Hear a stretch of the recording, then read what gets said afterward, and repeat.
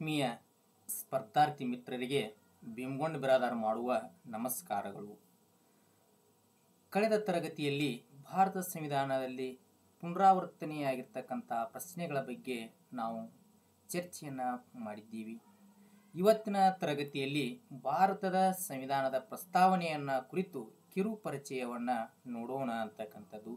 ಈ ಕಿರು ಪರಿಚಯವನ್ನು ಮಾಡೋರ ಮೊದಲಿಗೆ ಒಂದು ಸ್ಫೂರ್ತಿದಾಯಕವಾಗಿರ್ತಕ್ಕಂಥ ಮಾತುಗಳನ್ನು ನೆನಪಿಸಿಕೊಳ್ಳೋಣ. ಇಲ್ಲಿ ಪ್ರತಿದಿನ ತಾಲೀಮು ಮಾಡುವಾಗ ಸಾಕಪ್ಪ ಎನಿಸುತ್ತದೆ, ಅದೇ ತಾಲೀಮು ಗೆಲುವು ತಂದು ಕೊಟ್ಟಾಗ ಸಂಭ್ರಮವೆನಿಸುತ್ತದೆ, ಅದಕ್ಕೆ ನಿರಂತರ ಪ್ರಯತ್ನವಿರಲಿ ಅಂತಕ್ಕಂಥದ್ದು. ಪ್ರತಿದಿನ ತಾಲೀಮು ಮಾಡುವಾಗ ಅಂತಕ್ಕಂಥದ್ದು ಬಂದಾಗ ಅಭ್ಯಾಸ ಮಾಡೋದ್ರಾಗಿರ್ಬೋದು, ಓದುವುದರಲ್ಲಿ ಆಗಿರ್ಬೋದು, ಪರೀಕ್ಷೆ ಬರೆಯುವುದರಲ್ಲಿ ಆಗಿರ್ಬೋದು, ಹೌದಾ? ಈ ರೀತಿ ಮಾಡುವಂಥ ಸಂದರ್ಭದಲ್ಲಿ ಇಲ್ಲಿ ನಮಗೆ ಬೇಜಾರ ಅಂತಕ್ಕಂಥದ್ದು, ಆಯಾಸ ಅಂತಕ್ಕಂಥದ್ದು, ಸೋಮೇರಿ ಅಂತಕ್ಕಂಥದ್ದು ವಿದ್ಯಾರ್ಥಿಗಳ ಜೀವನದಲ್ಲಿ ಕಾಡ್ತಕ್ಕಂಥ ಬಹುದೊಡ್ಡ ಸಮಸ್ಯೆ ಅಂತಕ್ಕಂಥದ್ದು, ಹೌದಾ? ತಾಲೀಮು ಮಾಡುವಾಗ ಸಾಕಪ್ಪ ಇನ್ನೇನು ಬಿಟ್ಟು ಹೋಗಬೇಕು ಅಂತಕ್ಕಂಥದ್ದು ರೀತಿ ಅನಿಸ್ತಿರ್ತದೆ. ಅದಕ್ಕೆ ಅದೇ ತಾಲೀಮು, ಅದೇ ಓದುವಂಥದ್ದು, ಅದೇ ನಮ್ಮ ಬರವಣಿಗೆ, ಅದೇ ಪರೀಕ್ಷೆ ನಮಗೆ ಗೆಲುವನ್ನು ತಂದು ಕೊಟ್ಟಂಥ ಸಂದರ್ಭದಲ್ಲಿ ಸಂಭ್ರಮ ಅಂತಕ್ಕಂಥದ್ದು, ವಿಜಯೋತ್ಸವ ಅಂತಕ್ಕಂಥದ್ದನ್ನು ನಮ್ಮ ಜೀವನದ ಲೈಫ್ನಲ್ಲಿ ನಾವು ನೋಡ್ಬೋದು ಅಂತಕ್ಕಂಥದ್ದು. ಅದಕ್ಕೆ ದೇವನೂರು ಮಹಾದೇವರು ಪ್ರಸಿದ್ಧ ಲೇಖಕರಾಗಿರ್ತಕ್ಕಂಥ ದೇವನೂರು ಮಹಾದೇವರು ಒಂದು ಮಾತನ್ನು ಹೇಳ್ತಾರೆ. ಏನು ಅಂತಂದರೆ, ಇಲ್ಲಿ ಎದೆಗೆ ಬಿದ್ದ ಅಕ್ಷರ, ಭೂಮಿಗೆ ಬಿದ್ದ ಬೀಜ ಇಂದಲ್ಲ ನಾಳೆ ಫಲ ಕೊಟ್ಟೇ ಕೊಡುತ್ತದೆ ಅಂತಕ್ಕಂಥದ್ದು, ಹೌದಾ? ವಿದ್ಯೆಯಲ್ಲಿ ಅಂದರೆ ಜ್ಞಾನಕ್ಕೆ ಸಮಾನವಾದ ವಸ್ತು ಇನ್ನೊಂದಿಲ್ಲ ಅಂತಕ್ಕಂಥದ್ದು. ನಹಿ ಜ್ಞಾನೇನ ಸದೃಶ್ಯಂ ಅಂತಕ್ಕಂಥದ್ದು. ಅದಕ್ಕೆ ಇನ್ನೊಂದು ಮಾತನ್ನು ಹೇಳ್ತಾರೆ. ಏನು ಅಂತಂದರೆ, ಕೆಲಸ ಮಾಡಿ ಹೆಸರು ಮಾಡಬೇಕು, ಇಲ್ಲದಿದ್ದರೆ ಹೆಸರು ಹೇಳಿದರೆ ಕೆಲಸ ಆಗಬೇಕು, ಆ ತರಹ ಬೆಳೆಯಬೇಕು ಅಂತಕ್ಕಂಥದ್ದು, ಹೌದಾ?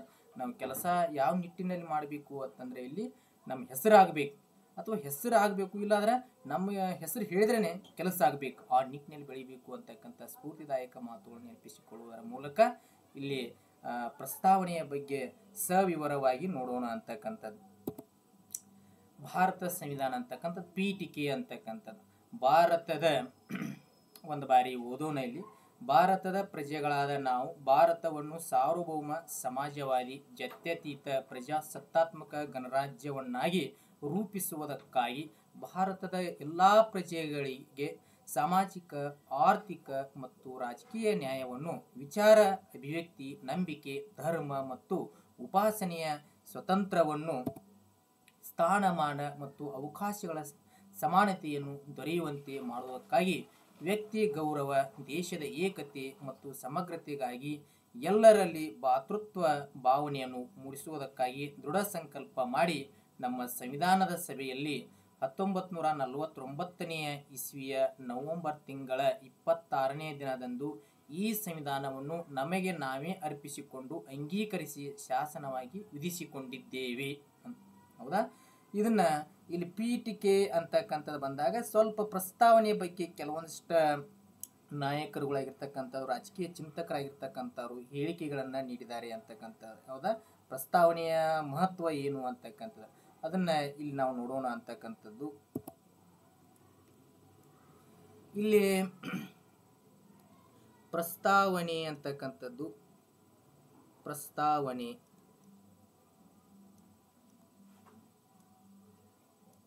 ಹೌದಾ? ಪ್ರಸ್ತಾವನೆ ಅಂತೇಳಿ ಇಲ್ಲಿ ಪ್ರಸ್ತಾವನೆಯ ಕುರಿತಂತೆ ಕೆಲವೊಂದಿಷ್ಟು ಹೇಳಿಕೆಗಳನ್ನು ನೀಡಿದ್ದಾರೆ ಅಂತಕ್ಕಂಥವ್ರು ಯಾರ್ಯಾರಪ್ಪ?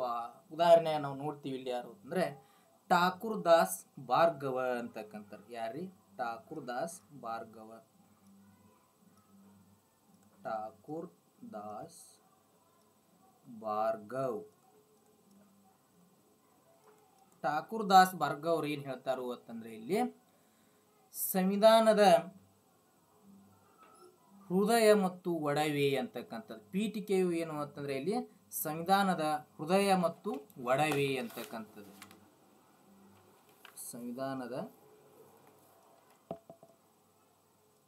ಹೃದಯ ಮತ್ತು ಒಡವೆ.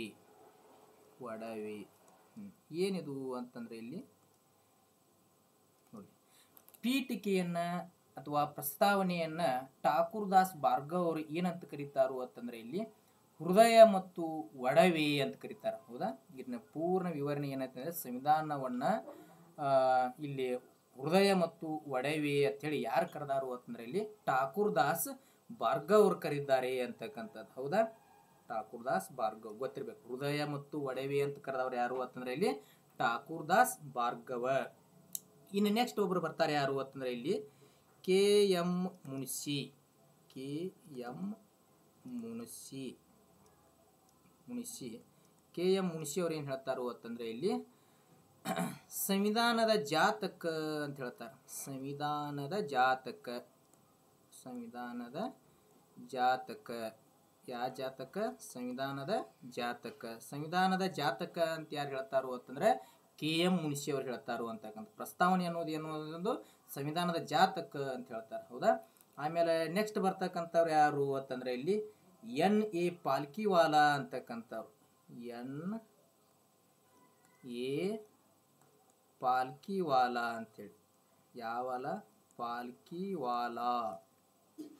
N A Palkhivala. ಇವ್ರು ಏನು ಹೇಳ್ತಾರು ಅಂತಂದ್ರೆ ಇಲ್ಲಿ ಸಂವಿಧಾನದ ಗುರುತಿನ ಚೀಟಿ ಅಂತ ಹೇಳ್ತಾರೆ. ಯಾವ ಚೀಟಿ? ಗುರುತಿನ ಚೀಟಿ. ಎದರ ಗುರುತಿನ ಚೀಟಿ? ಸಂವಿಧಾನದ ಗುರುತಿನ ಚೀಟಿ. ಸಂವಿಧಾನದ ಐಡೆಂಟಿ ಕಾರ್ಡ್ ಅಂತ ಹೇಳ್ತಾರೆ. ಹೌದಾ, ಸಂವಿಧಾನದ ಗುರುತಿನ ಚೀಟಿ ಅಂತೇಳಿ.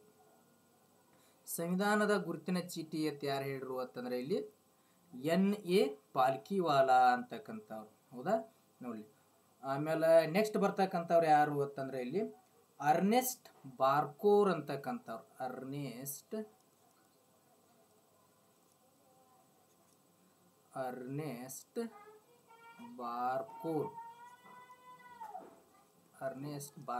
ಅರ್ನೆಸ್ಟ್ ಬಾರ್ಕೋರ್ ಅವ್ರು ಏನ್ ಹೇಳ್ತಾರು ಅಂತಂದ್ರೆ ಇಲ್ಲಿ ಅವರು ಕಿರುಹೊತ್ತಿಗೆ ಅಂತ ಹೇಳ್ತಾರೆ.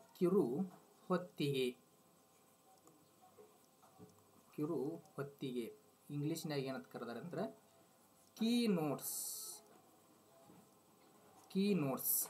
ಯಾವ ನೋಟ್ಸ? ಕೀ ನೋಟ್ಸ ಅಂತಕ್ಕಂಥದ್ದು. ಹೌದಾ, ಇವ್ರು ಏನು ಅಂತಂದ್ರೆ ಇಷ್ಟೆಲ್ಲ ರಾಜಕೀಯ ವಿದ್ವಾಂಸಕರು ಪ್ರಸ್ತಾವನೆಯನ್ನ ಕುರಿತು, ಪೀಠಿಕೆಯನ್ನ ಕುರಿತು ಹೇಳಿಕೆಯನ್ನ ನೀಡಿದ್ದಾರೆ ಅಂತಕ್ಕಂಥ. ನೋಡಿಲ್ಲಿ ಠಾಕೂರ್ ದಾಸ್ ಭಾರ್ಗವ್ ಅವರು ಸಂವಿಧಾನ ಎನ್ನುವುದು ಏನಪ್ಪಾ ಅಂತಂದ್ರೆ ಇಲ್ಲಿ ಹೃದಯ ಮತ್ತು ಒಡವೆ ಅಂತಕ್ಕಂಥದ್ದನ್ನ ಹೇಳಿಕೆ. ಠಾಕೂರ್ ದಾಸ್ ಭಾರ್ಗವ್ ಅವರು ಏನು ಹೇಳಿದ್ದಾರೆ? ಹೃದಯ ಮತ್ತು ಒಡವೆ. ಕೆ ಎಂ ಮುನ್ಷಿ ಅವರು ಏನು ಹೇಳಿದ್ದಾರೆ ಅಂತಂದ್ರೆ ಕೆ ಎಂ ಮುನ್ಷಿ ಅವರು ಸಂವಿಧಾನದ ಜಾತಕ ಅಂತ ಹೇಳಿದ್ದಾರೆ. ಸಂವಿಧಾನದ ಜಾತಕ K M Munshi. N A Palkhivala ಅಂತಕ್ಕಂಥವ್ರು ಸಂವಿಧಾನದ ಗುರುತಿನ ಚೀಟಿ ಅಂತ ಹೇಳಿದ್ದಾರೆ. ಹೌದಾ, ಸಂವಿಧಾನದ ಗುರುತಿನ ಚೀಟಿ, ಐಡೆಂಟಿ ಕಾರ್ಡ್ ಅಂತ ಹೇಳಿದವ್ರು ಯಾರಂದ್ರೆ ಎನ್ ಎ ಪಾಲ್ಕಿವಾಲಾ ಅಂತಕ್ಕಂಥದ್ದು. ಅರ್ನೆಸ್ಟ್ ಬಾರ್ಕೋರ್ ಅಂತಕ್ಕಂಥ ಅವ್ರು ಏನ್ ಹೇಳಿದ್ದಾರೆ ಅಂತಂದ್ರೆ ಇಲ್ಲಿ ಕಿರುಹೊತ್ತಿಗೆ. ಯಾವ ಹೊತ್ತಿಗೆ ಅಂತಂದ್ರೆ ಇಲ್ಲಿ ಕಿರುಹೊತ್ತಿಗೆ ಅಥವಾ ಕೀ ನೋಟ್ಸ್ ಅಂತ ಹೇಳಿದವ್ರು ಯಾರು ಅಂತಂದ್ರೆ ಇಲ್ಲಿ ಅರ್ನೆಸ್ಟ್ ಬಾರ್ಕೋರ್ ಅಂತಕ್ಕಂಥವ್ರು ಹೇಳಿದ್ದಾರೆ ಅಂತಕ್ಕಂಥದ್ದು. ಹೌದಾ, ಇದನ್ನೆಲ್ಲ ನೋಡಿದಾಗ ಏನು ಅಂತಂದ್ರೆ ಇಲ್ಲಿ ನಾವು ನೋಡ್ತೀವಿ ಏನಂತಂದ್ರೆ ಇಲ್ಲಿ ಭಾರತದ ಪ್ರಜೆಗಳಾದ ನಾವು ಅಂತಕ್ಕಂಥದ್ದು. ಹೌದಾ, ಭಾರತದ ಪ್ರಜೆಗಳಾದ ನಾವು ಅಂತೇಳಿ. ಭಾರತದ ಪ್ರಜೆಗಳಾದ ನಾವು ಇದೇನು ಅಂತಂದ್ರೆ ಇದು ಕೂಡ ಎಕ್ಸಾಮ್ಕ್ ಆಗಿದೆ ಅಂತಕ್ಕಂಥದ್ದು. ಹೆಂಗೆ ಎಕ್ಸಾಮ್ಕ್ ಆಗಿದೆ ಅಂತಂದ್ರೆ ಯಾವ ರೀತಿಯಾಗಿದೆ ಅಂತಂದ್ರೆ ಇಲ್ಲಿ ಭಾರತದ ಸಂವಿಧಾನದ ಪೂರ್ವ ಪೀಠಕವು ಯಾವ ವಾಕ್ಯದೊಂದಿಗೆ ಅಥವಾ ಯಾವ ಪದಗಳೊಂದಿಗೆ ಪ್ರಾರಂಭಗೊಂಡಿದೆ ಅಂತ ಕೇಳಿದ್ರೆ ಇಲ್ಲಿ ಭಾರತದ ಪ್ರಜೆಗಳಾದ ನಾವು ಅಂತಕ್ಕಂಥ ಪದಗಳೊಂದಿಗೆ ಅಥವಾ ವಾಕ್ಯಗಳೊಂದಿಗೆ ಪ್ರಾರಂಭಗೊಂಡಿದೆ ಅಂತಕ್ಕಂಥದ್ದು. ಹೌದಾ, ಗೊತ್ತಿರ್ಬೇಕು. ಭಾರತದ ಪ್ರಜೆಗಳಾದ ನಾವು, ಭಾರತದ ನಾಗರಿಕಗಳಾದ ನಾವು, ಭಾರತದ ಜನರಾದ ನಾವು ಅಂತ ಈ ರೀತಿ ಏನಂತಂದ್ರೆ ಪ್ರಾರಂಭಗೊಂಡಿರುತ್ತದೆ ಅಂತಕ್ಕಂಥದ್ದು. ಹೌದಾ, ಮುಂದುವರೆದಂತೆ ನಾವು ನೋಡ್ತೀವಿ ಏನು ಅಂತಂದ್ರೆ ಇಲ್ಲಿ ಭಾರತವನ್ನು ಸಾರ್ವಭೌಮ, ಸಮಾಜವಾದಿ, ಜಾತ್ಯತೀತ, ಪ್ರಜಾಸತ್ತಾತ್ಮಕ ಗಣರಾಜ್ಯವನ್ನಾಗಿ. ನೋಡಿ, ಎಕ್ಸಾಮ್ ಇದು ಕೂಡ ಆಗಿದೆ ಅಂತಕ್ಕಂಥದ್ದು. ಯಾವ ರೀತಿಪ್ಪ ಅಂತಂದ್ರೆ ಇಲ್ಲಿ ಸಾರ್ವಭೌಮ, ಸಮಾಜವಾದಿ, ಜಾತ್ಯತೀತ, ಪ್ರಜಾಸತ್ತಾತ್ಮಕ ಗಣರಾಜ್ಯ. ಇದನ್ನ ಏನು ಅಂತಂದ್ರೆ ಇಲ್ಲಿ 2 ಬಾರಿ TT, 2 ಬಾರಿ SD ಎಕ್ಸಾಮ್ಕ್ ಆಗಿರ್ತಕ್ಕಂಥದ್ದನ್ನ ನಾವು ನೋಡಿದ್ವಿ. ಹೌದಾ, ಇಲ್ಲಿ ಯಾವ ರೀತಿ ಕೇಳ್ತಾನ ಅಂತಂದ್ರೆ ಇಲ್ಲಿ ಕರೆಕ್ಟ್ ಹೊಂದಿಕೆ ಆಗುವಂತೆ ಕೇಳ್ತಾನೆ. ಹೌದಾ, ಸಾರ್ವಭೌಮ ಆಗನ ಸಮಾಜವಾದಿ, ಸಮಾಜವಾದಿ ಆದ ನಂತರ ಜಾತ್ಯತೀತ, ಆ ಜಾತ್ಯತೀತ ಆದ ನಂತರ ಪ್ರಜಾಸತ್ತಾತ್ಮಕ ಆದ ನಂತರ ಗಣರಾಜ್ಯ ಅಂತಕ್ಕಂಥದ್ದು. 1 by 1 ಕೇಳ್ತಾನ, ಹೌದಾ? ಇಲ್ಲಿ ಇದಕ್ಕೆ ಸಾರ್ವಭೌಮ ಎ, ಆಮೇಲೆ ಇದಕ್ಕೆ ಬಿ, ಆಮೇಲೆ ಇದಕ್ಕೆ ಸಿ, ಆಮೇಲೆ ಇದಕ್ಕೆ ಡಿ, ಈ ರೀತಿ ಏನಪ್ಪಾ ಅಂತಂದ್ರೆ ಇಲ್ಲಿ ಹೊಂದಾಣಿಕೆ ಆಗುವಂತೆ ಏನ್ ಮಾಡ್ತಾನ ಅಂತಂದ್ರೆ ಇಲ್ಲಿ ಕೇಳ್ತಾನ ಅಂತಕ್ಕಂಥದ್ದು, ಹೌದಾ? ಈ ಸಿರಿಯಲ್ ಗೊತ್ತಿರ್ಬೇಕು. ಸಾರ್ವಭೌಮನ ಅದಲ ಬದಲ ಮಾಡಿ ಕೇಳ್ತಾರ, ಹೌದಾ? ಈ ಸಾರ್ವಭೌಮ ಆದ ನಂತರ ಸಮಾಜವಾದಿ ಆದ ನಂತರ ಜಾತ್ಯತೀತ ಆದ ನಂತರ ಪ್ರಜಾಸತ್ತಾತ್ಮಕ ಆದ ನಂತರ ಗಣರಾಜ್ಯ ಅಂತಕ್ಕಂಥದ್ದು. ಇವು 1 by 1 ಗೊತ್ತಿರ್ಬೇಕು ನಮ್ಗೆ. ಸಾರ್ವಭೌಮ, ಸಮಾಜವಾದಿ, ಜಾತ್ಯತೀತ, ಪ್ರಜಾಸತ್ತಾತ್ಮಕ, ಗಣರಾಜ್ಯ, ಇವುಗಳನ್ನ ಸೀರಿಯಲ್ ವೈಸ್ ನಮಗೆ ನೆನಪಿಟ್ಕೋಬೇಕು, ಹೌದಾ? ಇವು 4-5 ಬಾರಿ ಸ್ಪರ್ಧಾತ್ಮಕ ಪರೀಕ್ಷೆಗಳಿಗೆ ಆಗಿದೆ ಅಂತಕ್ಕಂಥದ್ದು. ಸಾರ್ವಭೌಮ, ಸಮಾಜವಾದಿ, ಜಾತ್ಯತೀತ, ಪ್ರಜಾಸತ್ತಾತ್ಮಕ, ಗಣರಾಜ್ಯ. ಇನ್ನು ನಾವು ನೆಕ್ಸ್ಟ್ ನೋಡ್ತೀವಿ ಏನು ಅಂತಂತಂದ್ರೆ ಇಲ್ಲಿ ಸಮಾಜವಾದಿ, ಜಾತ್ಯತೀತ ಅಂತಕ್ಕಂಥದ್ದು, ಹೌದಾ? ಇಲ್ಲಿ ನೋಡ್ರಿ, ಸಾರ್ವಭೌಮ, ಸಮಾಜವಾದಿ, ಜಾತ್ಯತೀತ, ಹೌದಾ, ಪ್ರಜಾಸತ್ತಾತ್ಮಕ, ಇವರಲ್ಲಿ ಇಲ್ಲಿ ನಾವು ನೋಡ್ತೀವಿ ಒಂದು 3 ಪದಗಳನ್ನ ಇಲ್ಲಿ ಏನಾಯ್ತಂದ್ರೆ ಇಲ್ಲಿ ಸೇರಿಸ್ಕೊಂಡಿದ್ದಾರೆ ಅಂತಕ್ಕಂಥದ್ದು. ಯಾವ್ಯಾವ ಪದ ಅಂತಂದ್ರೆ ಇಲ್ಲಿ ನಾವು ನೋಡ್ತೀವಿ, ಇಲ್ಲಿ 3 ಪದಗಳನ್ನ ಯಾವ್ಯಾವ ಅಂತಂದ್ರೆ ಇಲ್ಲಿ ನೋಡಿ, ಸಮಾಜವಾದಿ ಅಂತಕ್ಕಂಥದ್ದು, ಹೌದಾ? ಸಮಾಜವಾದಿ. ಇನ್ನೊಂದು ಯಾವುದು ಅಂತಂದ್ರೆ ಜಾತ್ಯತೀತ, ಹೌದಾ? ಇನ್ನೊಂದು ಯಾವುದು ಅಂತಂದ್ರೆ ಸಮಗ್ರತೆ ಅಂತಕ್ಕಂಥದ್ದು, ಹೌದಾ? ಈ 3 ಪದಗಳನ್ನ ಸಮಾಜವಾದಿ, ಜಾತ್ಯತೀತ, ಸಮಗ್ರತೆ ಅಂತಕ್ಕಂಥದ್ದನ್ನ ನಾವಿಲ್ಲಿ ಏನ್ ಮಾಡೀವಿ ಅಂತಂದ್ರೆ ಇಲ್ಲಿ 42ನೇ ತಿದ್ದುಪಡಿ ಅನ್ವಯ 1976ರಲ್ಲಿ, ಹೌದಾ? 1976ರಲ್ಲಿ ಇಲ್ಲಿ ಸಂವಿಧಾನದ ಪೂರ್ವ ಪೀಠಿಕೆಯಲ್ಲಿ ಸೇರಿಸಲಾಗಿದೆ ಅಂತಕ್ಕಂಥದ್ದು. ಯಾವ ಪದಾರಿ? ಒಂದು ಸಮಾಜವಾದಿ, ಜಾತ್ಯತೀತ, ಸಮಗ್ರತೆ ಅಂತಕ್ಕಂಥದನ್ನ 42ನೇ ತಿದ್ದುಪಡಿ ಅನ್ವಯ 1976ರಲ್ಲಿ ಸೇರ್ಪಡಿಸಲಾಗಿದೆ ಅಂತಕ್ಕಂಥ ಅಥವಾ ಸೇರಿಸಲಾಗಿದೆ ಅಂತಕ್ಕಂಥದ್ದು. ಹಾಗಾದ್ರೆ ಇದನ್ನ ಇಲ್ಲಿ ಕೇಳಬಹುದು, ಸಂವಿಧಾನದ ಪೂರ್ವ ಪೀಠಿಕೆಯನ್ನು ಎಷ್ಟು ಬಾರಿ ತಿದ್ದುಪಡಿ ಮಾಡಲಾಗಿದೆ ಅಂತಕ್ಕಂಥದ್ದು. 1 ಬಾರಿ ತಿದ್ದುಪಡಿ ಮಾಡಲಾಗಿದೆ ಅಂತಕ್ಕಂಥದ್ದು. ಎಷ್ಟು ಬಾರಿ ಅಂತಂದ್ರೆ ಇಲ್ಲಿ 1 ಬಾರಿ ತಿದ್ದುಪಡಿ ಮಾಡಲಾಗಿದೆ ಅಂತಕ್ಕಂಥದ್ದು. ಹಾಗಾದ್ರೆ ಈ ತಿದ್ದುಪಡಿ ಮಾಡುವಂತ ಸಂದರ್ಭದಲ್ಲಿ 42ನೇ ತಿದ್ದುಪಡಿ ಮಾಡುವಂತ ಸಂದರ್ಭದಲ್ಲಿ ಯಾರ ಪ್ರಧಾನಮಂತ್ರಿಗಳಿದ್ರು ಅಂತಂದ್ರೆ ಮೊದಲ ಮಹಿಳಾ ಪ್ರಧಾನಮಂತ್ರಿಗಳು ಅಂತ ಕರೀತೀವಿ ನಾವು. ಯಾರು ಅಂತಂದ್ರೆ ಇಲ್ಲಿ ಶ್ರೀಮತಿ ಇಂದಿರಾ ಗಾಂಧಿ ಅವರು ಅಂತಕ್ಕಂಥದ್ದು. ಶ್ರೀಮತಿ ಇಂದಿರಾ ಗಾಂಧಿ ಅವರು ಅಂತಕ್ಕಂಥದ್ದು, ಇಂದಿರಾ ಗಾಂಧಿ ಅಂತೇಳಿ, ಹೌದಾ? ಇವ್ರು ಏನಿದ್ರು ಅಂತಂದ್ರೆ ಇಲ್ಲಿ ಪ್ರಧಾನಮಂತ್ರಿಗಳಾಗಿದ್ರು ಅಂತಕ್ಕಂಥದ್ದು, ಹೌದಾ? ಇಷ್ಟೇನಪ್ಪಾ ಅಂತಂದ್ರೆ ಇಲ್ಲಿ ಸಮಾಜವಾದಿ, ಜಾತ್ಯತೀತ, ಸಮಗ್ರತೆ ಅಂತಕ್ಕಂಥ 3 ಪದಗಳನ್ನ ಸೇರಿಸ್ತಕ್ಕಂತಹ 42ನೇ ತಿದ್ದುಪಡಿ 1976ರಲ್ಲಿ ಸೇರಿಸಲಾಯಿತು. ಎಷ್ಟು ಬಾರಿ ತಿದ್ದುಪಡಿ ಆಗಲಾಗಿದೆ ಅಂತಂದ್ರೆ 1 ಬಾರಿ ತಿದ್ದುಪಡಿ ಆಗಲಾಗಿದೆ. ಇಲ್ಲಿ ತಿದ್ದುಪಡಿ ಮಾಡುವಂತ ಸಂದರ್ಭದಲ್ಲಿದ್ದ ಭಾರತದ ಪ್ರಧಾನಮಂತ್ರಿಗಳು ಅಂತ ಕರಿತೀವಿ, ಮೊದಲ ಮಹಿಳಾ ಪ್ರಧಾನಮಂತ್ರಿ ಅಂತ ಕರಿತೀವಿ, ಭಾರತದ ಉಕ್ಕಿನ ಮಹಿಳೆ ಅಂತ ಕರಿತೀವಿ. ಯಾರು ಅಂತಂದ್ರೆ ಇಂದಿರಾ ಗಾಂಧಿ ಅವರಿದ್ರು ಅಂತಕ್ಕಂಥದ್ದು, ಹೌದಾ? ಇನ್ನು ಆದ ನಂತರ ಏನು ಅಂತಂದ್ರೆ ಗೊತ್ತಿರ್ಬೇಕು ನಮಗೆ. ಸಾರ್ವಭೌಮ, ಸಮಾಜವಾದಿ, ಜಾತ್ಯತೀತ, ಪ್ರಜಾಸತ್ತಾತ್ಮಕ, ಗಣರಾಜ್ಯ ಅಂತಕ್ಕಂಥ ಸೀರಿಯಲ್ ವೈಸ್ ಇವು ಪದಗಳು ಗೊತ್ತಿರ್ಬೇಕು ನಮಗೆ. ಇನ್ನು ರೂಪಿಸುವುದಕ್ಕಾಗಿ ಭಾರತದ ಎಲ್ಲಾ ಪ್ರಜೆಗಳಿಗೆ ಸಾಮಾಜಿಕ, ಹೌದಾ, ಆರ್ಥಿಕ, ರಾಜಕೀಯ, ನೋಡಿ ಇಲ್ಲಿ ನ್ಯಾಯ ಅಂತಕ್ಕಂಥದ್ದು ಬಂದಾಗ, ಹೌದಾ, ನ್ಯಾಯ ಯಾವ ರೀತಿ ಇರಬೇಕು ಅಂತಂದ್ರೆ ಇಲ್ಲಿ ನಮಗೆ ಸಾಮಾಜಿಕವಾಗಿ ನ್ಯಾಯ ಸಿಕ್ಕಿರಬೇಕು, ಆರ್ಥಿಕವಾಗಿ ನ್ಯಾಯ ಸಿಕ್ಕಿರಬೇಕು, ಆಮೇಲೆ ರಾಜಕೀಯವಾಗಿ ನಮಗೇನಾಗಿರ್ಬೇಕು ಅಂತಂದ್ರೆ ಇಲ್ಲಿ ನ್ಯಾಯ ಸಿಕ್ಕಿರಬೇಕು ಅಂತಕ್ಕಂಥದ್ದು. ಅಂದ್ರೆ ಸಾಮಾಜಿಕವಾಗಿ ಅಂತಂದ್ರೆ ಇಲ್ಲಿ ಸ್ಥಾನಮಾನ ಆಗಿರ್ಬಹುದು, ಗೌರವ ಆಗಿರ್ಬಹುದು ಅಂತಕ್ಕಂಥದ್ದು. ಆರ್ಥಿಕ ಅಂತಂದ್ರೆ ನಾವು ಆರ್ಥಿಕವಾಗಿ ನಮ್ಮಲ್ಲಿ ಸಮಾನ ರೀತಿಯಲ್ಲಿ ಹಂಚಿಕೆ ಆಗಿರ್ಬೇಕು ಅಂತಕ್ಕಂಥದ್ದು. ಬಡವ ಶ್ರೀಮಂತ ಅಂತಕ್ಕಂಥದ್ದು ಇರಬಾರ್ದು ಅಂತಕ್ಕಂಥದ್ದು. ಎಲ್ಲರೂ ಕೂಡ ಆಸ್ತಿ ಸಮಾನವಾಗಿ ಹಂಚಿಕೆ ಆಗಿರ್ಬೇಕು ಅಂತಕ್ಕಂಥದ್ದು.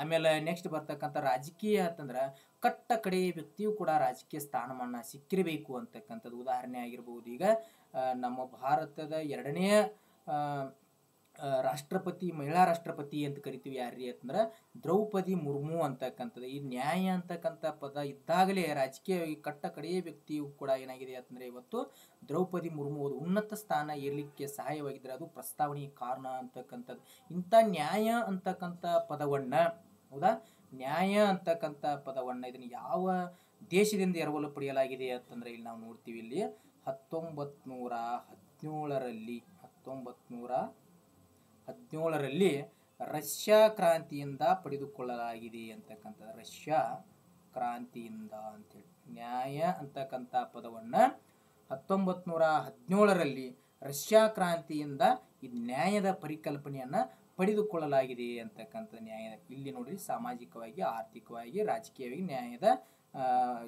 ಸಿಗಬೇಕು ಅಂತಕ್ಕಂಥದ್ದು. ಇನ್ನು ನೆಕ್ಸ್ಟ್ ಬರ್ತಕ್ಕಂಥದ್ದು ವಿಚಾರ, ಹೌದಾ, ಅಭಿವ್ಯಕ್ತಿ, ನಂಬಿಕೆ, ಧರ್ಮ ಮತ್ತು ಉಪಾಸನೆಯ ಸ್ವತಂತ್ರವನ್ನು ಅಂತಕ್ಕಂಥದ್ದು. ಹೌದಾ, ಇಲ್ಲಿ ಸ್ವತಂತ್ರ ಅಂತಕ್ಕಂಥದ್ದು ಕೂಡ ನಾವೇನು ಮಾಡಿದ್ದೀವಿ ಅಂತಂದ್ರೆ ಇಲ್ಲಿ 3 ಪದಗಳನ್ನ, ಹೌದಾ, ಇಲ್ಲಿ ಸ್ವತಂತ್ರ ಆಗಿರ್ಬೋದು, ಆಮೇಲೆ ನೆಕ್ಸ್ಟ್ ಭಾತೃತ್ವ ಆಗಿರ್ಬೋದು, ಆಮೇಲೆ ಸಮಾನತೆ ಆಗಿರ್ಬೋದು. ಸ್ವಾತಂತ್ರ್ಯ, ಸಮಾನತೆ, ಭಾತೃತ್ವ ಅಂತಕ್ಕಂಥ ಪದಗಳನ್ನು ಕೂಡ ನಾವು ಯಾವ ದೇಶದಿಂದ ಎರವಲು ಪಡೆದುಕೊಳ್ಳಲಾಯಿತು ಅಂತಂದ್ರೆ ಇಲ್ಲಿ ನಾವು ನೋಡ್ತೀವಿ 1789ರಲ್ಲಿ ಒಂದು ಕ್ರಾಂತಿ ನಡೀತಿರಲ್ಲ. ಯಾವುದದು? 1789ರಲ್ಲಿ ಯಾವ ಫ್ರೆಂಚ್ ಕ್ರಾಂತಿ ಅಂತೇಳಿ, ಫ್ರೆಂಚ್ ಕ್ರಾಂತಿ ಅಂತೇಳಿ ನಡೀತು. ಹೌದಾ, 1789ರಲ್ಲಿ ಫ್ರೆಂಚ್ ಕ್ರಾಂತಿ ಅಂತ ನಡೀತು. ಈ ಫ್ರೆಂಚ್ ಕ್ರಾಂತಿಯಿಂದ ನಾವು ಏನೇನು ಪದಗಳನ್ನು ತೆಗೆದುಕೊಂಡಿವಿ ಅಂತಂದ್ರೆ ಸ್ವಾತಂತ್ರ್ಯ, ಸಮಾನತೆ ಮತ್ತು ಭಾತೃತ್ವ ಅಂತಕ್ಕಂಥ ಪದಗಳನ್ನು 1789ರಲ್ಲಿ ಫ್ರಾನ್ಸ್ ಕ್ರಾಂತಿಯಿಂದ ಎರವಲು ಪಡೆದುಕೊಂಡಿದ್ದೇವೆ ಅಂತಕ್ಕಂಥದ್ದು. ಹೌದಾ, ಇದು ಕೂಡ ನಮಗೇನಿರ್ಬೇಕು ಅಂತಂದ್ರೆ ಇಲ್ಲಿ ಗೊತ್ತಿರಬೇಕು ಅಂತಕ್ಕಂಥದ್ದು. ಹೌದಾ, ಸ್ವಾತಂತ್ರ್ಯ ಅಂದ್ರೆ ನಮ್ಗೆ 19ನೇ ವಿಧಿ ಏನ್ ಹೇಳ್ತೈತಿ? ಸ್ವಾತಂತ್ರ್ಯದ ಬಗ್ಗೆ ಕುರಿತಂತೆ ಹೇಳುತ್ತದೆ ಅಂತಕ್ಕಂಥದ್ದು. ಹೌದಾ, ಆಮೇಲೆ ನೆಕ್ಸ್ಟ್ ಬರ್ತಕ್ಕಂಥ ಸಮಾನತೆ ಅಂತಕ್ಕಂಥದ್ದು 14ನೇ ವಿಧಿ ಹೇಳ್ತೈತಿ, ಕಾನೂನಿನ ಮುಂದೆ ಎಲ್ಲರೂ ಸಮಾನರು. 14ನೇ ವಿಧಿ ಏನ್ ಹೇಳ್ತೈತಿ? ಕಾನೂನಿನ ಮುಂದೆ ಎಲ್ಲರೂ ಸಮಾನರು ಅಂತಕ್ಕಂಥ. ಸ್ವತಂತ್ರದ ಹಕ್ಕು 19ನೇ ವಿಧಿ ಕುರಿತು 6 ಸ್ವತಂತ್ರಗಳನ್ನ ಹೇಳ್ತೈತಿ ಅಂತಕ್ಕಂಥದ್ದು. ಹೌದಾ, ನಮಗೆ ಗೊತ್ತಿದೆ ಅಂತಕ್ಕಂಥದ್ದು. ಆಮೇಲೆ ನೆಕ್ಸ್ಟ್ ಬರ್ತಕ್ಕಂಥದ್ದು ಯಾವುದು ಅಂತಂದ್ರೆ ಇಲ್ಲಿ ಸ್ಥಾನಮಾನ ಮತ್ತು ಅವಕಾಶಗಳ ಸಮಾನತೆಯನ್ನು ದೊರೆಯುವಂತೆ ಮಾಡುವುದಕ್ಕಾಗಿ ವ್ಯಕ್ತಿ ಗೌರವ, ದೇಶದ ಏಕತೆ ಮತ್ತು ಸಮಗ್ರತೆಗಾಗಿ ಎಲ್ಲರಲ್ಲಿ ಭಾತೃತ್ವದ ಭಾವನೆಯನ್ನು ಮೂಡಿಸುವುದಕ್ಕೆ ದೃಢ ಸಂಕಲ್ಪ ಮಾಡಿ ನಮ್ಮ ಸಂವಿಧಾನ ಸಭೆಯಲ್ಲಿ 1949ನೇ ಇಸ್ವಿಯ ನವೆಂಬರ್ ತಿಂಗಳ 26ನೇ ದಿನದಂದು ಸಂವಿಧಾನವನ್ನು ನಮಗೆ ನಾವೇ ಅರ್ಪಿಸಿಕೊಂಡಿದ್ದೇವೆ ಅಂತಕ್ಕಂಥದ್ದು. ಹೌದಾ, ಈಗಾಗಲೇ ನಾವು ಸಮಾನತೆ, ಭಾತೃತ್ವದ ಬಗ್ಗೆ ಕುರಿತಿದ್ದೀವಿ. ಇನ್ನು ನೆಕ್ಸ್ಟ್ ಬರ್ತಕ್ಕಂಥದ್ದು ಇಲ್ಲಿ ಏನಂತಂದ್ರೆ ಇಲ್ಲಿ 1949ನೇ ಇಸ್ವಿ ನವೆಂಬರ್ ತಿಂಗಳ 26ನೇ ಅಂತಕ್ಕಂಥದ್ದು ಬಂದಾಗ ಇದಕ್ಕಿಂತ ಮೊದಲು ಬಿಫೋರ್ವಾಗಿ ಸ್ವಲ್ಪ ನೋಡೋಣ ಅಂತಕ್ಕಂಥದ್ದು. ಹೌದಾ, ವಿವರಣೆ ನೋಡೋಣ ಅಂತಕ್ಕಂಥದ್ದು ಈ ಡೇಟ್ನ ಕುರಿತಂತೆ. ಇಲ್ಲಿ ನೋಡ್ರಿ, ಇಲ್ಲಿ ಏನು ಅಂತಂದ್ರೆ ಇಲ್ಲಿ ಮೊದಲಿಗೆ ಪ್ರಸ್ತಾವನೆಯನ್ನು ಅಳವಡಿಸಿಕೊಂಡ ಮೊದಲ ಸಂವಿಧಾನ ಯಾವುದು? ಪ್ರಸ್ತಾವನೆಯನ್ನು ಅಳವಡಿಸಿಕೊಂಡ ಮೊದಲ ಸಂವಿಧಾನ ಯಾವುದ್ರಿ? ಪ್ರಸ್ತಾವನೆಯನ್ನು ಅಳವಡಿಸಿಕೊಂಡ ಮೊದಲ ಸಂವಿಧಾನ ಯಾವುದು ಅಂತಂದ್ರೆ ಇಲ್ಲಿ ಅಮೇರಿಕಾ ಸಂವಿಧಾನ ಅಂತೇಳಿ. ಅಮೇರಿಕಾ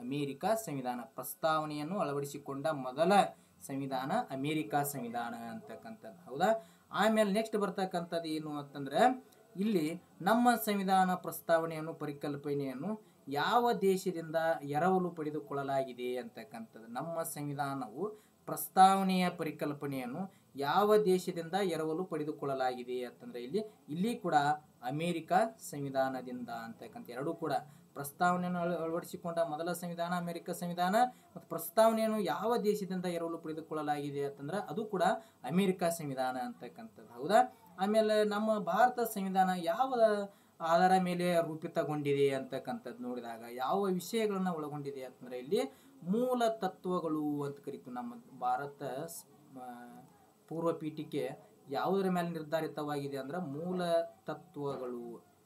ನಮ್ಮ ಸಂವಿಧಾನವು ಕೂಡ ಮೂಲ ತತ್ವಗಳು ಮತ್ತು ಯಾವುದು ಅಂತಂದ್ರೆ ಇಲ್ಲಿ ಧ್ಯೇಯೋದ್ದೇಶಗಳು, ಪ್ರಜೆಗಳ ಧ್ಯೇಯೋದ್ದೇಶಗಳು ಅಂತಕ್ಕಂಥದ್ದು.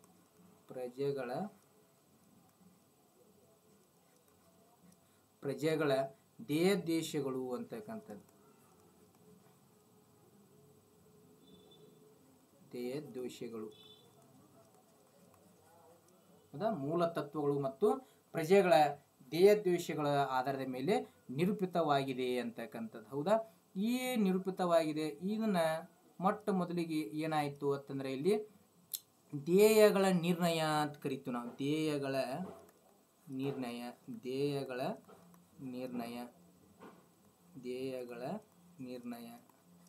ಈ ಧ್ಯೇಯಗಳ ನಿರ್ಣಯ ಅಂತ ಬಂದಾಗ ಧ್ಯೇಯಗಳ ನಿರ್ಣಯವನ್ನು ಮಂಡಿಸಿದವರು ಯಾರು ಅಂತೇಳಿ. ಧ್ಯೇಯಗಳ ನಿರ್ಣಯವನ್ನು ಮಂಡಿಸಿದವರು ಯಾರು ಅಂದ್ರೆ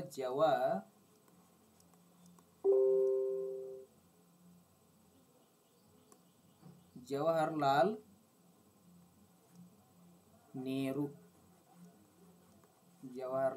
ನೆಹರು ಅಂತೇಳಿ. ಧ್ಯೇಯಗಳ ನಿರ್ಣಯವನ್ನು ಮಂಡಿಸಿದವರು ಜವಾಹರ್ಲಾಲ್ ನೆಹರು. ಇದನ್ನು ಯಾವಾಗ ಮಂಡಿಸಿರು ಅಂತಂದ್ರೆ ಇಲ್ಲಿ ಧ್ಯೇಯಗಳ ನಿರ್ಣಯವನ್ನ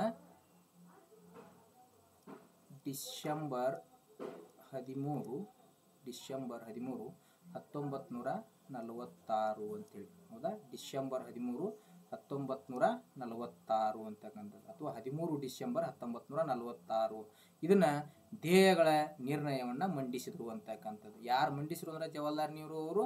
ಯಾವಾಗ ಮಂಡಿಸಿರು ಅಂತಂದ್ರೆ ಇಲ್ಲಿ ಡಿಸೆಂಬರ್ 13 1946 ಮಂಡಿಸಿದರು ಅಂತಕ್ಕಂಥದ್ದು. ಈ ಧ್ಯೇಯಗಳ ನಿರ್ಣಯವನ್ನ ಯಾವಾಗ ಅಂಗೀಕರಿಸಲಾಯಿತು ಅಂತಂದ್ರೆ ಅಂಗೀಕಾರ ಅಂತ ಬಂದಾಗ ಅಂಗೀಕಾರ ಅಂತ ಬಂದಾಗ ಯಾವಾಗ ಇದನ್ನು ಅಂಗೀಕರಿಸಲಾಯಿತು ಅಂತಕ್ಕಂಥದ್ದು ಇಲ್ಲಿ ಜನವರಿ 1 1947 ಅಂತೇಳಿ. ಹೌದಾ, ಅಂಗೀಕಾರ ಅಂತ ಬಂದಾಗ ಏನು ಅಂತಂದ್ರೆ ಇಲ್ಲಿ ಜನವರಿ 1 1947 ಧ್ಯೇಯಗಳ ನಿರ್ಣಯವನ್ನ ಅಂಗೀಕರಿಸಲಾಯಿತು ಅಂತಕ್ಕಂಥದ್ದು. ಹೌದಾ, ಅಂಗೀಕರಿಸಲಾಯಿತು. ಆಮೇಲೆ ನೆಕ್ಸ್ಟ್ ಬರ್ತಕ್ಕಂಥದ್ದು ಏನು ಅಂತಂದ್ರೆ ಇಲ್ಲಿ ಪ್ರಸ್ತಾವನೆಯನ್ನ ಯಾವಾಗ ಅಂಗೀಕರಿಸಲಾಯಿತು, ಹೌದಾ, ಅಥವಾ ಪ್ರಸ್ತಾವನೆಯನ್ನ ಯಾವಾಗ ಜಾರಿಗೆ ತರಲಾಯಿತು ಅಂತಂದ್ರೆ ಇಲ್ಲಿ ಪ್ರಸ್ತಾವನೆ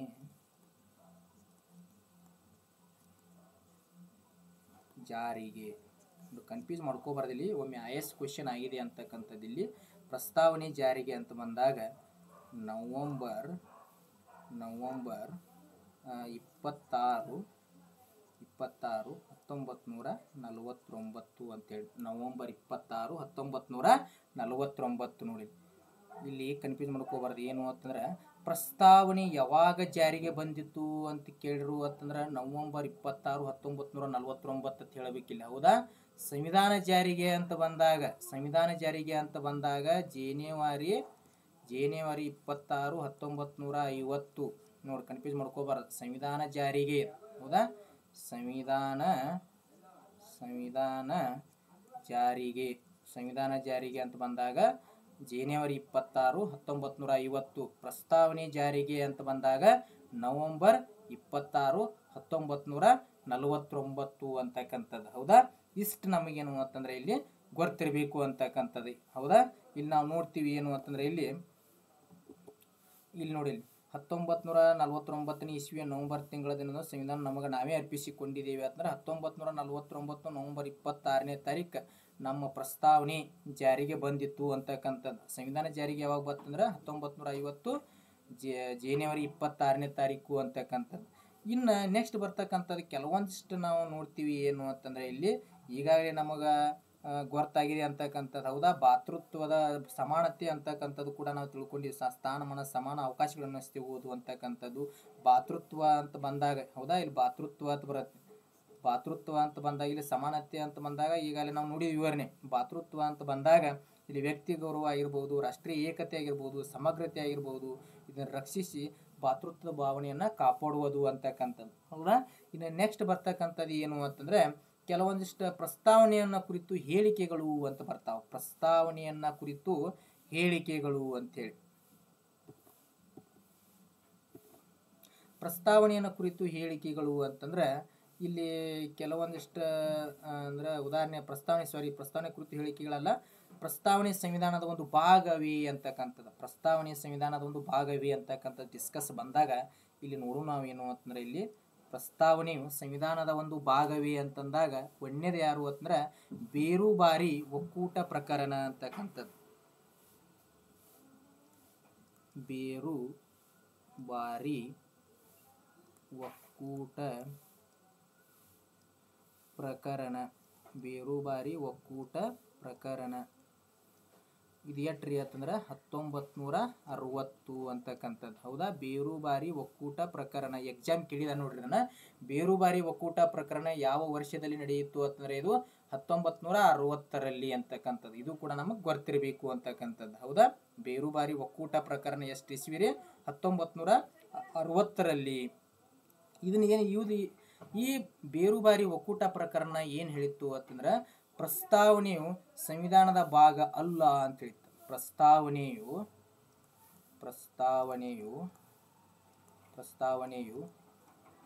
ಸಂವಿಧಾನದ ಭಾಗ ಅಲ್ಲ. ಪ್ರಸ್ತಾವನೆಯು ಸಂವಿಧಾನದ ಭಾಗವಲ್ಲ ಅಂತ ಹೇಳಿತ್ತು. ಹೌದಾ? ನೋಡಿ, ಪ್ರಸ್ತಾವನೆಯು ಸಂವಿಧಾನದ ಭಾಗ ಅಲ್ಲ ಅಂತ ಹೇಳಿದ ತೀರ್ಪು ಯಾವುದು ಅಂತಂದ್ರೆ ಇಲ್ಲಿ ಪ್ರಸ್ತಾವನೆಯು ಸಂವಿಧಾನದ ಭಾಗವಲ್ಲ ಅಂತಕ್ಕಂಥ ಹೇಳಿದ ಪ್ರಕರಣ ಯಾವುದು ಅಂತಂದ್ರೆ ಇಲ್ಲಿ ಬೇರುಬಾರಿ ಒಕ್ಕೂಟ ಪ್ರಕರಣ 1960 ಅಂತಕ್ಕಂಥದ್ದು. ಬೇರುಬಾರಿ ಒಕ್ಕೂಟ ಪ್ರಕರಣ ಏನ್ ಹೇಳ್ತು ಅಂತಂದ್ರೆ ಪ್ರಸ್ತಾವನೆಯು ಸಂವಿಧಾನದ ಭಾಗವಲ್ಲ ಅಂತ ಹೇಳ್ತೀವಿ. ಅಂದ್ರೆ ಇದು ಪ್ರಸ್ತಾವನೆ ಅಂತಕ್ಕಂಥದ್ದು ಸಂವಿಧಾನದ ಭಾಗ ಅಲ್ಲ ಅಂತಕ್ಕಂಥ ರೀತಿಯಲ್ಲಿ ತೀರ್ಪನ್ನ ಕೊಡಿತು ಅಂತಕ್ಕಂಥದ್ದು. ಆಮೇಲೆ ನೆಕ್ಸ್ಟ್ ಬರ್ತಕ್ಕಂಥ ಎರಡನೇದು ಯಾವುದು ಅಂತಂದ್ರೆ ಇಲ್ಲಿ ಕೇಶವಾನಂದ ಭಾರತಿ ವರ್ಸಸ್ ಕೇರಳ ರಾಜ್ಯ ಅಂತಕ್ಕಂಥದ್ದು. ಕೇಶವಾನಂದ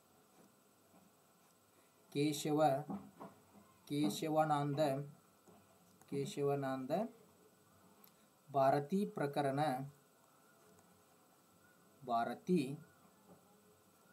ವರ್ಸಸ್ ಕೇರಳ ರಾಜ್ಯ 1973 ಅಂತಕ್ಕಂಥದ್ದು. ಇದೇನು ಹೇಳಿತ್ತು ಅಂತಂದ್ರೆ ಕೇಶವಾನಂದ ಭಾರತಿ ವರ್ಸಸ್ ಕೇರಳ ರಾಜ್ಯ 1900.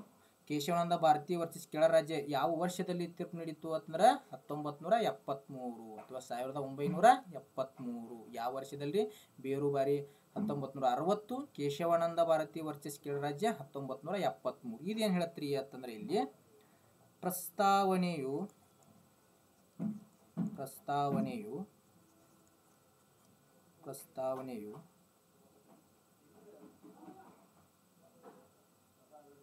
ಪ್ರಸ್ತಾವನೆಯು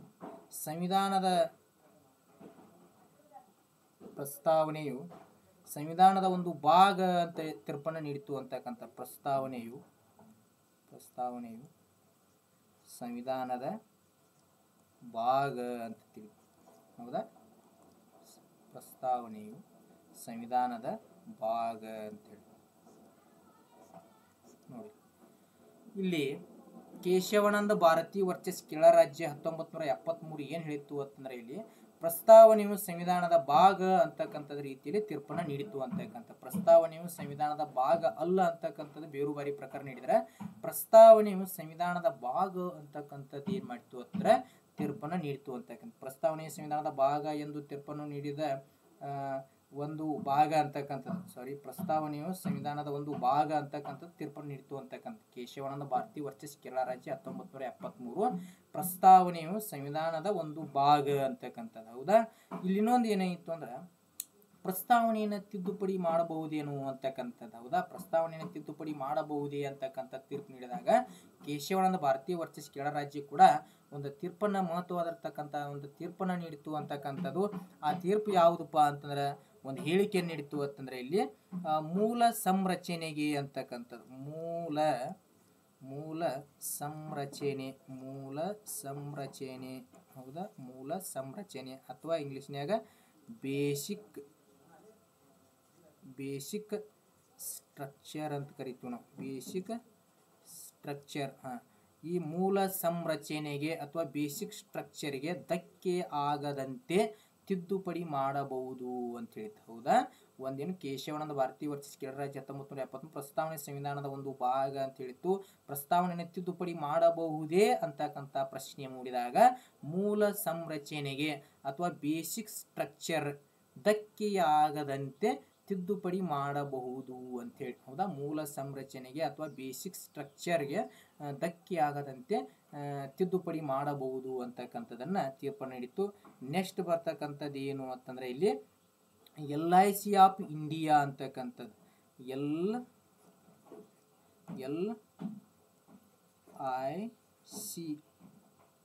LIC of India, LIC of India. LIC of India ಏನು ಹೇಳಿತ್ತು ಅಂತಂದರೆ ಇಲ್ಲಿ 1955 ಅಂತಕ್ಕಂಥದ್ದು, ಸಾರಿ 1995 ಅಂತಕ್ಕಂಥದ್ದು. 1995ರಲ್ಲಿ LIC ಆಫ್ ಇಂಡಿಯಾ ಅಂತಕ್ಕಂಥದ್ದು 1995ರಲ್ಲಿ ಇದು ಹೊರಗೆ ಬಂತು ಅಂತಕ್ಕಂಥ. ಇದು ಏನು ಹೇಳುತ್ತಪ್ಪ ಅಂತ ಕೇಳಿದರೆ ಇಲ್ಲಿ LIC ಆಫ್ ಇಂಡಿಯಾ ಅಂತಕ್ಕಂಥದ್ದು ಪ್ರಸ್ತಾವನೆಯು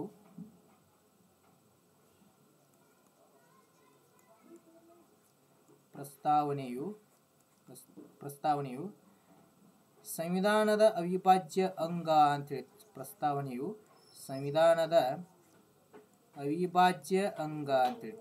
ಅವಿಭಾಜ್ಯ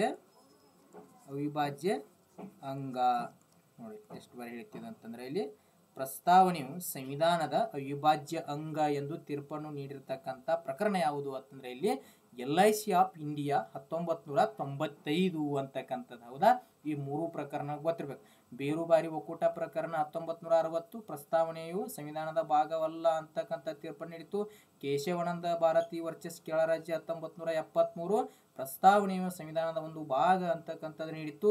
ಆಮೇಲೆ ಇದನ್ನು ತಿದ್ದುಪಡಿ ಮಾಡಬಹುದೇ, ಯಾವುದು ಪ್ರಸ್ತಾವನೆಯನ್ನು ತಿದ್ದುಪಡಿ ಮಾಡಬಹುದೇ ಅಂತಕ್ಕಂಥ ಪ್ರಶ್ನೆ ಮೂಡಿದಾಗ ಮೂಲ ಸಂರಚನೆಗೆ ಅಥವಾ ಬೇಸಿಕ್ ಸ್ಟ್ರಕ್ಚರ್ಗೆ ಧಕ್ಕೆ ಆಗದಂತೆ ತಿದ್ದುಪಡಿ ಮಾಡಬಹುದು ಅಂತಕ್ಕಂಥ ರೀತಿಯಲ್ಲಿ ತೀರ್ಪನ್ನು ನೀಡಿತು ಅಂತಕ್ಕಂಥದ್ದು. LIC ಆಫ್ ಇಂಡಿಯಾ ಅಂತಕ್ಕಂಥದ್ದು 1995ರಲ್ಲಿ ತೀರ್ಪು ನೀಡಿತ್ತು. ಇದು ಏನು ನೀಡ್ತಪ್ಪ ಅಂತ ಕೇಳಿದ್ರೆ ಪ್ರಸ್ತಾವನೆಯು ಸಂವಿಧಾನದ ಅವಿಭಾಜ್ಯ ಅಂಗ ಅಂತಕ್ಕಂಥದ್ದನ್ನು ತೀರ್ಪು ನೀಡಿತು ಅಂತಕ್ಕಂಥದ್ದು. ಹೌದಾ? ಇಷ್ಟು ನಮಗೇನಪ್ಪ ಅಂತಂದರೆ ಇಲ್ಲಿ ಗೊತ್ತಿರಬೇಕು ಅಂತಕ್ಕಂಥದ್ದು. ಹೌದಾ? ಇಲ್ಲಿ ನಾನು ತಮಗೆ ಏನಪ್ಪ ಅಂತಂದರೆ ಇಲ್ಲಿ ಪ್ರಶ್ನೆಗಳು ಯಾವು ಅಂತಕ್ಕಂಥದ್ದು. ಹೌದಾ? ಇಲ್ಲಿ ಕೆಲವೊಂದಿಷ್ಟು ನಿಮಗೆ ಗೊತ್ತಾಗಿರ್ಬೋದು ಅಂತಕ್ಕಂಥದ್ದು. ಇಲ್ಲಿ ಕಾಮೆಂಟ್ ಕೆಲವೊಂದಿಷ್ಟು ಮಾಡಿರಿ ಅಂತಕ್ಕಂಥದ್ದು. ನಿಮಗೆ ಸರಿ ಅನಿಸ್ತು ಅಂತಂದ್ರೆ ಲೈಕ್ ಮಾಡಿರಿ, ಆಮೇಲೆ ಕಾಮೆಂಟನ್ನು ಮಾಡಿರಿ ಅಂತಕ್ಕಂಥದ್ದು. ಇಲ್ಲಿ ನಾನು 2 ಪ್ರಶ್ನೆಗಳನ್ನು ಕೊಡ್ತೀನಿ. ಅವು 2 ಪ್ರಶ್ನೆಗಳಿಗೆ ನೀವು ಕಾಮೆಂಟನ್ನು ಮಾಡಬೇಕು ಅಂತಕ್ಕಂಥದ್ದು. 1ನೇ ಪ್ರಶ್ನೆ ಏನು ಅಂತಂದರೆ ಇಲ್ಲಿ ನಾವು ಪ್ರಸ್ತಾವನೆಯನ್ನು ಯಾವ ದೇಶದಿಂದ ಎರವಲು ಪಡೆದುಕೊಳ್ಳಲಾಗಿದೆ ಅಂತಕ್ಕಂಥದ್ದು. 1ನೇ ಪ್ರಶ್ನೆ ಬರ್ಕೋರಿ. ಏನು ಅಂತಂದರೆ ಇಲ್ಲಿ ಪ್ರಸ್ತಾವನೆಯನ್ನು ಯಾವ ದೇಶದಿಂದ ಎರವಲು ಪಡೆದುಕೊಳ್ಳಲಾಗಿದೆ. ಪ್ರಶ್ನೆ ನಂಬರ್ 2 ಅಂತಂದರೆ ಇಲ್ಲಿ ಪ್ರಸ್ತಾವನೆಯು ಯಾವಾಗ ಜಾರಿಗೆ ಬಂದಿತು. ಪ್ರಸ್ತಾವನೆಯು ಯಾವಾಗ ಜಾರಿಗೆ ಬಂದಿತು. ಈ 2 ಪ್ರಶ್ನೆಗಳಿಗೆ ಕಾಮೆಂಟ್ಗಳ ಮೂಲಕ ತಿಳಿಸಿರಿ ಅಂತಕ್ಕಂಥದ್ದು. ನಿಮಗೆ ಇಷ್ಟ ಆಗಿತ್ತು ಅಂತಂದರೆ ಲೈಕ್ ಮಾಡಿರಿ, ಆಮೇಲೆ ಕಾಮೆಂಟ್ ಮಾಡಿರಿ. ಆಮೇಲೆ ನೀವು ಕೂಡ ನಮಗೆ ಏನರ ತಿದ್ದುಪಡಿ ಆಗಬೇಕಾಗಿತ್ತು ಅಂತಂದರೆ, ಏನಾದರೂ ಸಜೆಷನ್ ಮಾಡಬೇಕಾಗಿತ್ತು ಅಂತಂದರೆ ಕಾಮೆಂಟ್ಗಳ ಮೂಲಕ ನೀವು ತಿಳಿಸಿರಿ. ಅದಕ್ಕೆ ಚಿಕ್ಕವನಾಗಿ ಅಂದರೆ ನನಗಿಂತ ಕಿರಿಯರಿಲ್ಲ ಅಂತಕ್ಕಂಥ ಜ್ಞಾನದಾಗ ನಾವು ಎಷ್ಟೇ ಹೇಳಿದ್ರು ಕೂಡ ನಾವು ಚಿಕ್ಕವರು ಅಂತಕ್ಕಂಥ ತಮ್ಮಿಂದಲೂ ಕೂಡ ನಾವು ಕಲಿಯುವಂಥದ್ದು ಸಾಕಷ್ಟಿದೆ. ಅದಕ್ಕೆ ನಾವು ತಿದ್ದುಕೊಳ್ಳಲಿಕ್ಕೆ ನೀವು ಕೂಡ ನಮಗೆ ಸಹಕಾರ ನೀಡಬೇಕು ಅಂತಕ್ಕಂಥ ಹೇಳೋದ್ರ ಮೂಲಕ ಇವತ್ತಿನ ಕ್ಲಾಸ್ ಏನು ಮಾಡೋಣ ಅಂತಂದರೆ ಅಲ್ಲಿ ಮುಗಿಸೋಣ ಅಂತಕ್ಕಂಥದ್ದು. ಧನ್ಯವಾದಗಳೊಂದಿಗೆ ಇವತ್ತಿನ ಕ್ಲಾಸನ್ನು ಮುಗಿಸೋಣ. ನಮಸ್ಕಾರ ಅಂತಕ್ಕಂಥದ್ದು.